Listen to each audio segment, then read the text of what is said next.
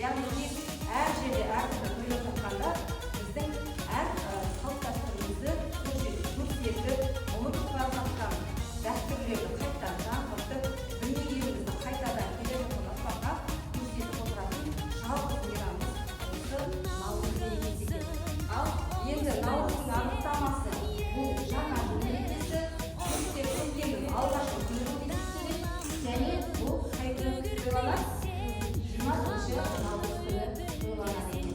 Бұны қайта құру жаңару немесе табиғаттың жақындығын білдіретін мереке.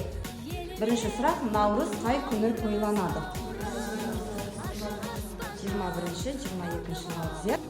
Көжеде неше түрлі дәм болады? 7 түрлі. Жақсы. Наурыз қандай мағынаны білдіреді? Наурыз деген сөздің мағынасын білеміз бе?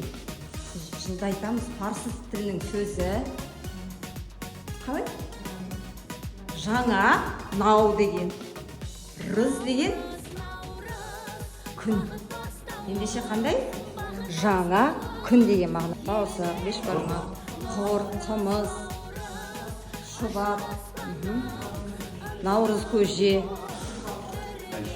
бәйшешек. Ең бірінші қар еріп кетпейді. Қардың астынан бәйшешек шығады. Бір уыз. Сүт. Қандай сүтті уыз дейміз? Қандай сүтті уыз дейміз?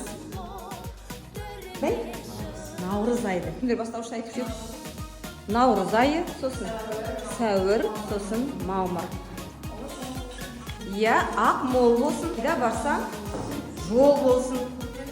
Осы жағында 9-шы әсінде өзім ұйымшылықты және бір-бірімізге қамқорлықты тілеймін. Шын тату болып, оқуда көптеген жетістіктерге жетсін. Мен 9-шы сыныбына болашақта тек қана жолдар болсын тілеймін. Мен осы бүгінгі жаңа жылға 9-шы сыныпқа әрдайым күн сияқты жолдарды ашық болып жүре берген тілеймін. Сыныпқа бақытты тілеймін. Әсін оқушыларының айтқан сөздеріне қосылған.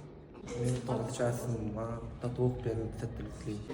Мен 9-шы сыныпқа татулық пен ынтымақты сыйлаймын. Мен 9-шы сыныбына келе жатқан емтиханға сәттілік тілеймін.